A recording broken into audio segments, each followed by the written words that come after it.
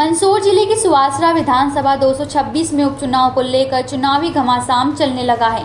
भाजपा कांग्रेस के उम्मीदवारों के रूप में प्रत्याशी पार्टी की ओर से प्रचार प्रसार के रूप में गांव-गांव जा रहे हैं, जहां एक और भाजपा के उम्मीदवार के रूप में हरदीप सिंह डंग अपना दमखम लगाते हुए चुनावी मैदान में उतरे हैं।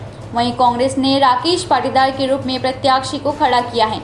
वहीं इस क्षेत्र के चुनावी मैदान में भी उतारा गया है। दोनों पार्टियों के उम्मीदवार के द्वारा गांव-गांव एवं ग्रामीण क्षेत्र में जाकर विकास कार्यों को लेकर दौरा कर रहे हैं। कई वादे किए जा रहे हैं। अब देखना यह है कि ग्रामीण क्षेत्र के लोगों द्वारा पार्टी के किस प्रत्याशी पर अपना भरोसा जताकर उसे क्षेत्र का विधायक बनाकर भोपाल की विधानसभा में भेजकर किस प्रत्याशी का भाग्य चमकाते हैं, यह देखना काफी दिलचस्प होगा। देखो, सबसे बड़ी बात तो ये है कि अभी जो उपचुनाव है, उपचुनाव कोई घटना की वजह से नहीं आया है, उपचुनाव थोपा गया है।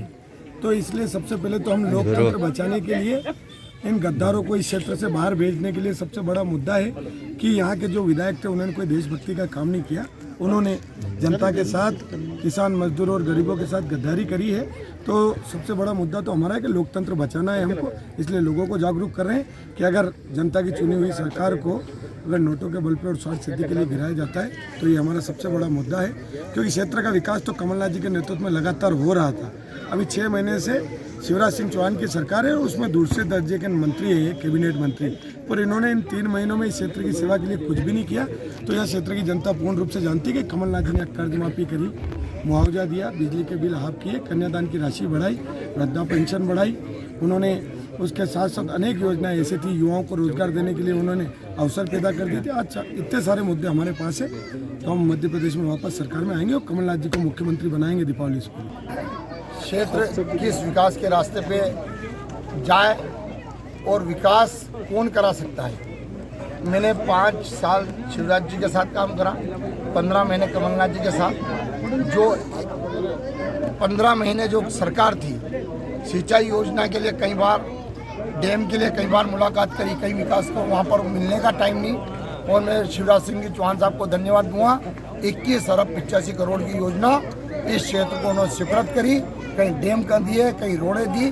तो एक ही मुद्दा है कि क्षेत्र का विकास हो और आने वाले दिनों में भारतीय जनता पार्टी की सरकार जो है और आपके आशीर्वाद से जीत जो दर्ज होगी, युवाओं को सबसे ज़्यादा यहाँ पर रोजगार कैसे मिले, उद्योग धंधे कैसे खुले, ये सबसे मुद्दा बड़ा रहेगा। किसानों को जो 75% मुआवजा राशि और बीमा को लेकर ये जो चिंतित है, उसको क्या रही है? ये बिल्कुल सही बात है।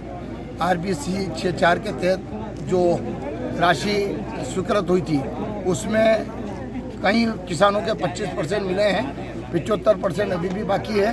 मैंने माननीय मुख्यमंत्री जी को इस बारे में लिखित में लेटर दिया है कि वो 75% उनके खाते में राशि डाली जाए। और मुझे विश्वास है कि आने वाले दिनों में जो 75% राशि है उनके लिए उनके खाते में जमा हो। मेरे भी प्रयास जारी हैं।